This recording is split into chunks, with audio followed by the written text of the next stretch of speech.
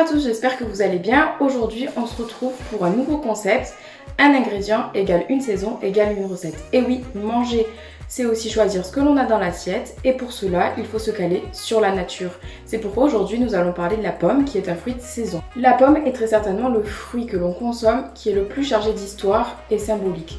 En effet, il est apparu dans nos régions grâce à l'homme de néolithique qui, durant ses voyages, a pu amener la pomme jusqu'en Europe et jusque dans notre pays. En France, plus de 1 million de tonnes de pommes sont produites chaque année.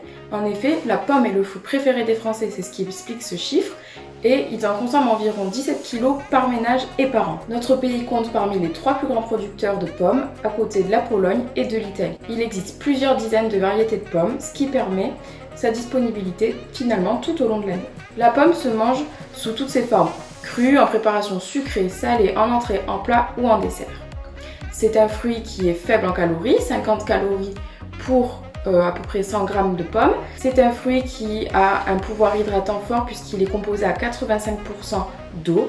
Il a une forte teneur en vitamine C, vitamine E, potassium et magnésium. Et sa richesse en fibres permet de la prévention de nombreuses maladies comme le cancer colorectal, la prévention de maladies cardiovasculaires. Elle intervient également pour le bon fonctionnement de votre transit intestinal.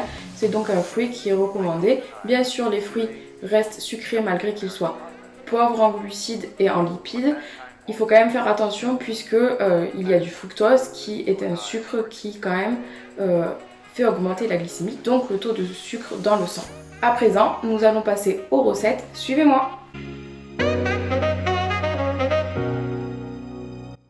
Pour commencer cette recette, nous avons besoin de 2 pommes, de 150 g de chèvre frais de type chavroux, de 16 feuilles de menthe, de 8 feuilles de Brix, de 50 g de beurre, de sel et de poivre. Pour commencer la recette, il nous faut peler les pommes.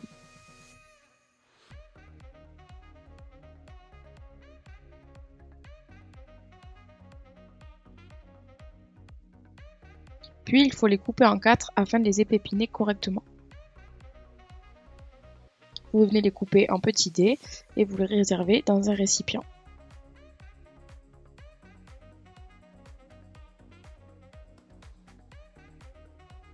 On va venir saler et poivrer.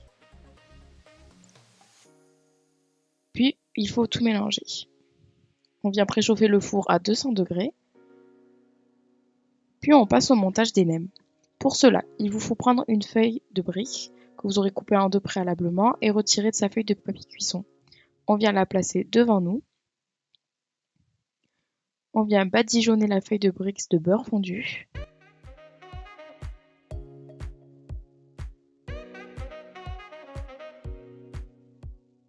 Puis on vient déposer la feuille de menthe à 2 cm d'une des extrémités au centre. On vient recouvrir d'une cuillère à café de dés de pommes et d'une cuillère à café de chèvre frais sur 5 cm environ. On vient plier la feuille de Brix en rabattant d'abord l'extrémité sur la farce, puis les deux côtés. On roule en serrant bien pour obtenir un cigare. On dépose sur la plaque du four de façon à ce qu'il ne déroule pas. Puis on met à cuire 10 minutes dans le four préchauffé à 200 degrés. Et voilà, nos nems sont prêts. Il ne vous reste plus qu'à les laisser refroidir un petit peu et à les servir. Le mieux est de les déguster chauds. Bon appétit!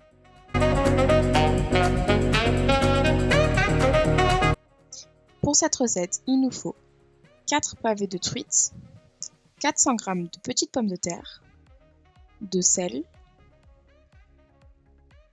de 4 pommes, de poivre,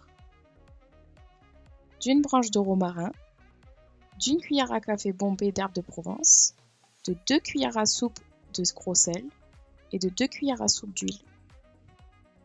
Pour commencer, on vient peler les pommes de terre qu'on aura préalablement lavées. Puis on vient les couper en deux et en fines lamelles, puis ensuite on les coupe en cubes que l'on va réserver dans un récipient. On les met de côté et on vient s'occuper de nos pommes. Pour cela, on commence d'abord par les éplucher. Puis on vient les couper en quarts afin de les épépiner correctement. On les coupe également en cubes et on les réserve dans un autre récipient.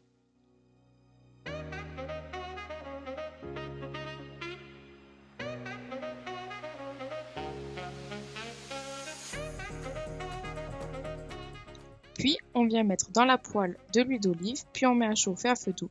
On vient verser les pommes de terre et la branche de romarin. On laisse cuire pendant 10 minutes à feu moyen en remuant régulièrement.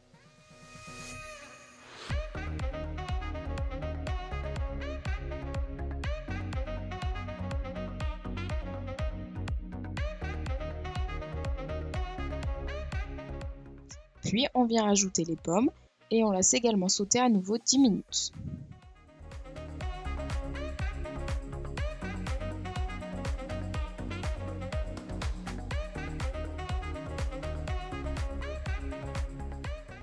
On sale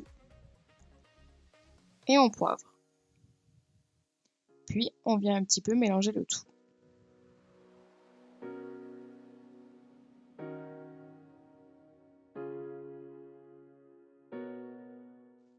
On vient ajouter un couvercle, sans oublier de remuer de temps en temps. Une fois que le mélange est cuit, on vient retirer la branche de romarin. On remue une dernière fois. Et voilà, la poêlée est prête. Pour la suite de la recette, on vient préchauffer le four à 180, puis placer les filets de truite dans un plat. On vient les saupoudrer de gros sel et d'herbes de Provence. Attention, le gros sel apporte beaucoup de sel pour le coup. Du coup, si vous préférez, vous pouvez ajouter du sel fin, voire ne pas saler du tout puisque le poisson est déjà salé. On vient placer tout ça au four et on enfourne le poisson à 10 cm du grill pendant 10 minutes. Et voilà, il n'y a plus qu'à servir le saumon avec la poêlée aux 2 pommes.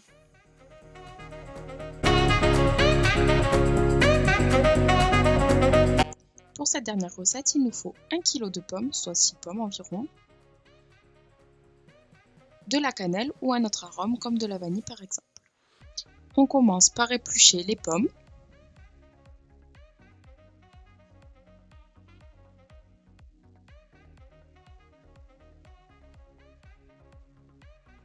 Puis on vient les couper en 4 pour les épépiner.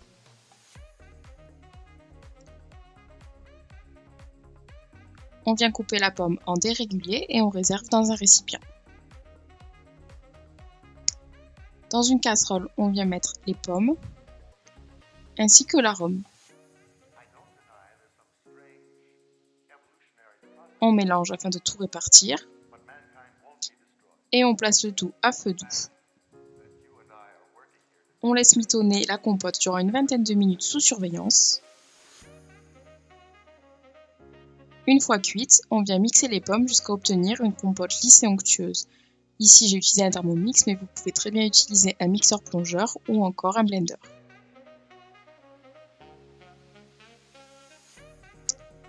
On vient placer la compote dans des récipients individuels.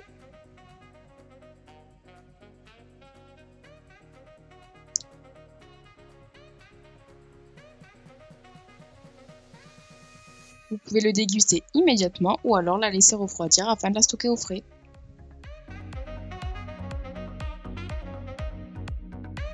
Et voilà pour la pomme. Si vous voulez en savoir plus sur ce fruit, n'hésitez pas à aller voir lapomme.org qui est un site qui vous retrouverez d'autres recettes et d'autres informations, qui est extrêmement bien fait. N'hésitez pas non plus à laisser un commentaire si ce format vous a plu, si vous avez des envies pour les prochains épisodes.